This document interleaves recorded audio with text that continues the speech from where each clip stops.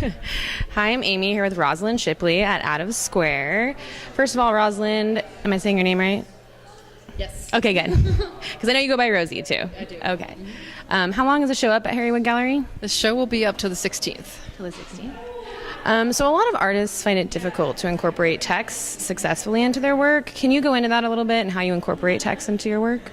Well, the show is a book arts show, so there's a lot of text in this room, and I think that text and image have a long relationship, and especially in conceptual art, 70s, it's nothing new. In my work, it's always been really important, and I've been working with historical photographs that have text on them, so I've been kind of taking that idea into sort of contemporary field. Do you talk a little bit about your process? Do you do research to find these photographs first, or do you start with a concept or a visual idea?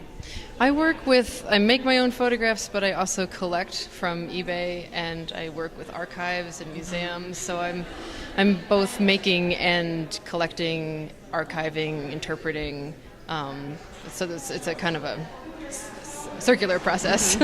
Yeah. Right. Awesome. Well, thank you so much for the interview, and the show is fantastic. I recommend everybody comes down and sees it because it's mind-blowing. Yeah, it's a student club, a bunch of book artists, or ABBA for short.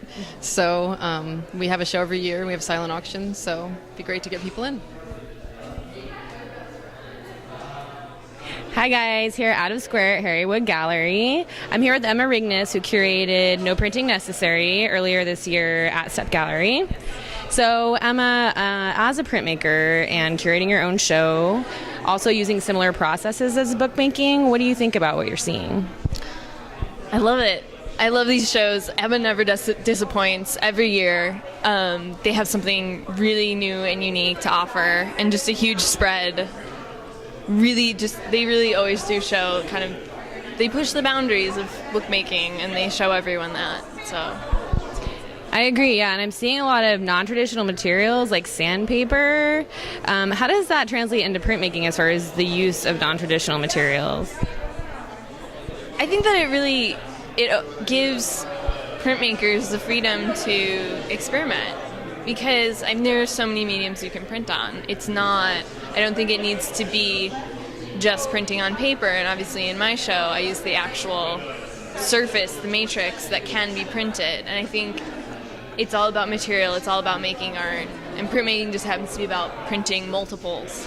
So I think that can carry over really into anything. Well, thank you so much for your opinion. Lovely. I'm glad I found you and made you do an interview.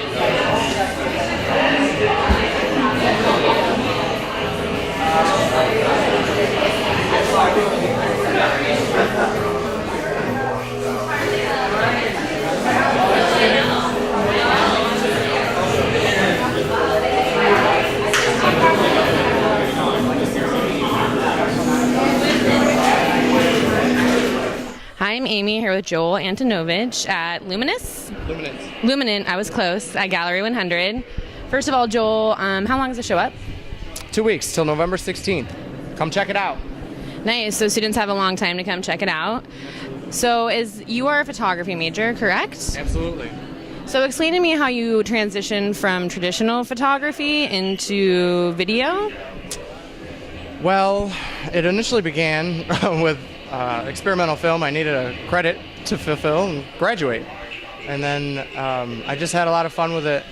I'm into a lot of traditional, or non-traditional, I guess.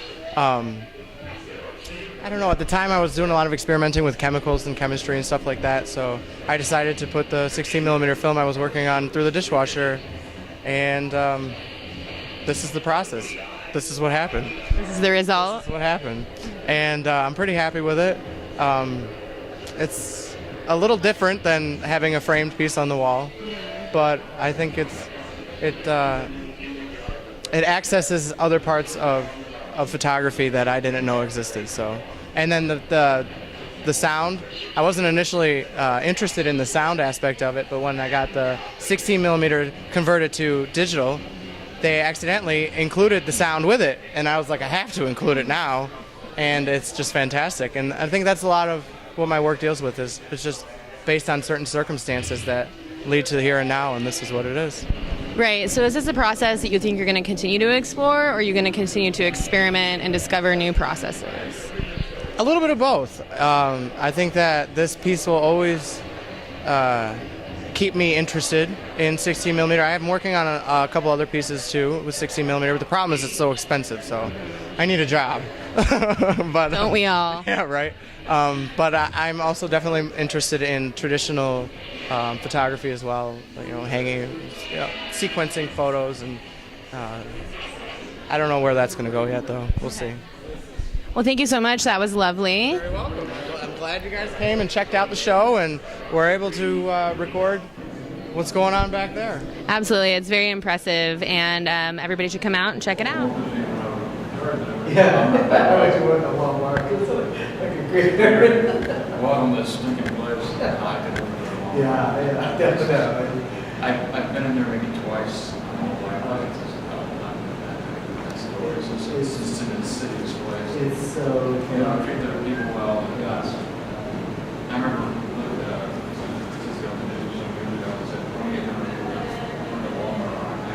Hi guys, Amy here with Ben Don at the End of War in Northlight. First of all, Ben, how long is the show up? I believe the show up is till November 28th, but you should always double check the online information. Okay, so students have a long time to come see it. I hope so. Okay. Yes. So I understand you're a brand new faculty here in the photography program. Can you talk about transitioning from where you were before to here? Yeah. Well, before coming to Arizona, I was living in the Bay Area. And so this transition wasn't too rough because, the Bay Area is still pretty close to Arizona. I did arrive at the end of summer, so that was a little bit hard. So people will see me walking down the street and they'll think I'm crying or something because I had to move to Arizona, but it was just a sweat getting to my eyes and making my eyes red, but yeah. I think we all want to cry at the end of summer, so you're not alone in that one. I think these are fantastic, and just for the viewers, can you describe a little bit about your process as an artist? Yeah, well, these are a little bit different because we're standing here in the Northlight Gallery, and we think a lot about photography. Usually, when we see photography here, but these are actually newspapers. Front page of newspaper I've been collecting since September 11. So these are a collection of one side has war on it and the other side has peace on it. And I'm very interested in the contrast between the war, announcing the beginning of war, and then announcing the end of war or the peace, So I'm interested in how those two sides kind of almost talk to each other, and the viewer approaching the work also become part of the artwork too, because they might have memories of a particular moment when in these history. For example, if a viewer remembers September 11, or a viewer might remember the day that the Japanese bombed Pearl Harbor. So those memories will come back too. Yeah. So I find these objects as objects to help people remember. So I call this kind of process of collecting memories. Mm-hmm. Yeah, and I can see that actually, seeing the two contrasted against each other, there's a similar text and style to the newspapers, which I find intriguing. Can you talk about that a little bit? Yeah, well, definitely. I'm even just looking at the fonts and the words. Even the word war, it looks sharp and pointy. It's really aggressive. And then when you get over to the piece, just the letter itself, it's kind of round edge. So I always find that's kind of very interesting. And again, I don't have too much knowledge in in that area of language, but I just visually, for me, it looks interesting. And the war just looked really busy too, and especially with photograph, like for example September 11, those type of picture will cause some sort of emotion in the viewer. So one might want to take up arms to defend the country.